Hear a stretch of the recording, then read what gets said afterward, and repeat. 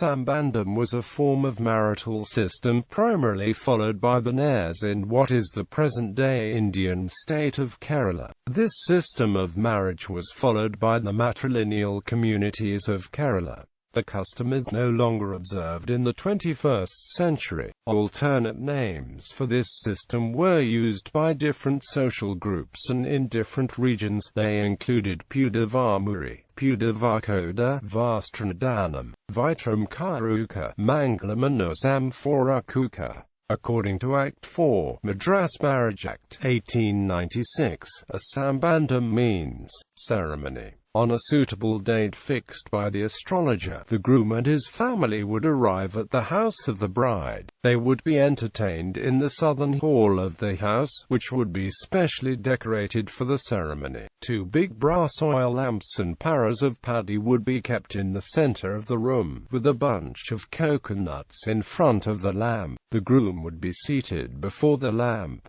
At the auspicious hour, an elderly woman would bring in the bride before the groom. With the permission of the elders of the bridegroom would present the bride a wedding shawl, a padava. Once the bride received the cloth, she presents the bridegroom with thambula. Following this, feast would be given in the house, and the ceremony would be concluded. A Sambandam may take place only if the bride had already had the elaborate ritual marriage known as Kayaranam. Status of Sambandam. Wingram, Malabar law and custom. As per the general definition, marriage is expected to bind the man and woman involved into a permanent alliance. Under the previous Marital law of Kerala, this kind of lifelong alliance was not considered the most important part of marriage. Sambandam marriages were more contractual and could be dissolved at will by either party. By the late 18th century, changes started appearing in the system and the Sambandam started becoming more regularized. Under this matrilineal and matriarchal system, women had property rights, children inherited from the mothers and not the fathers. As a result, fathers were excluded from almost any responsibility in the upbringing or care of their children. The maternal uncles of the children were more important to their upbringing. Sambandam was a ceremony to establish the right to cohabit and acknowledge a sort of partnership between a man and a woman. Families arranged these, which did not depend on individual choice, though divorce could also be contracted. A woman could have Sambandam with a male of her same caste or of superior caste.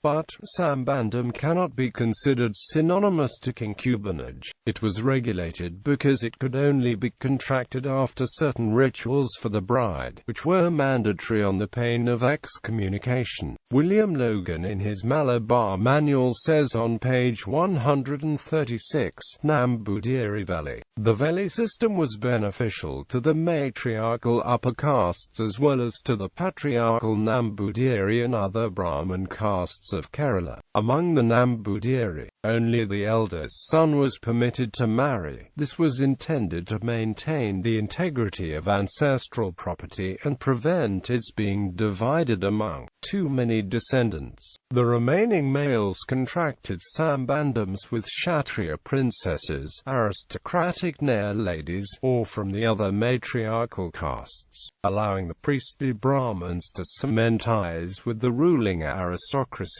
Since the offspring of these alliances were, as per Marital, members of the mother's castes and families, the Nambudiri father would not be obliged to provide for them. For the matriarchal castes in turn, Sambandams with Brahmins were a matter of prestige and social status. Thus both castes benefited by contracting Sambandam. Nambudiri Kshatriya and Nambudiri Nair Sambandams may also be considered morganatic marriages. While the husband was of higher social status and the mother of relatively lower status, the children were still considered legitimate, although they did not inherit the titles or wealth of their fathers. Due to the majority of Nambudiri men having marital alliances with women of other castes, the number of Nambudiris rapidly rapidly dwindle. Many Nambudiri ladies were forced to marry men much older than themselves, resulting often in young widows, or else to die as spinsters. Due to the imbalance in the system, the numerical strength of the Netharavadis and other matriarchal castes increased at the cost of the Nambudiri ladies.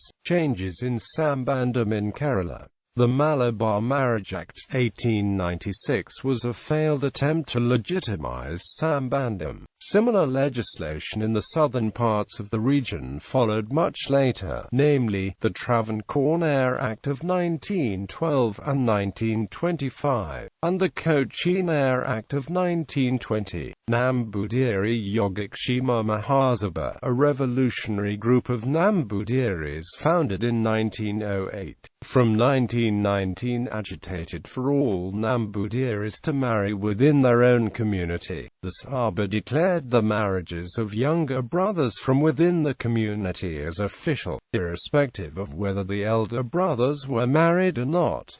They decided to boycott Sambandams. This revolutionary meeting deciding this was held in Bharatibhushanam at Thrissur on 25 May 1094. The Madras Namboothiri Act of 1933 confirmed this change. In the same year, the Madras Maramakathalyam Act was passed, by which Sambandam was acknowledged as a regular marriage, conferring on the children rights of inheritance and property as held by children whose parents were both Nambudiris. The declaration and these acts led to a sudden decline in the number of Sambandam marriages. This practice ended shortly.